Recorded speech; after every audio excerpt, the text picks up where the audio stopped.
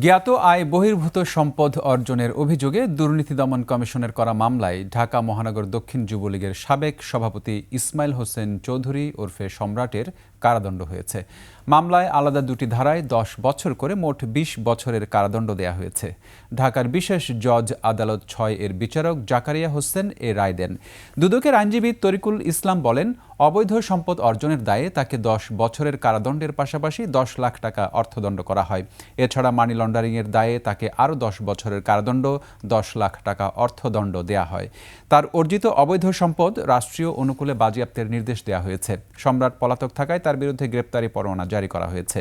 ২,৯৪,৮০,০০০ টাকার অবৈধ সম্পদ অর্জন এবং মানি লন্ডারিংয়ের অভিযোগে সম্রাটের বিরুদ্ধে ২০১৯ সালের ১২ নভেম্বর মামলাটি করেন দুদকের উপপরিচালক জাহাঙ্গীর আলম।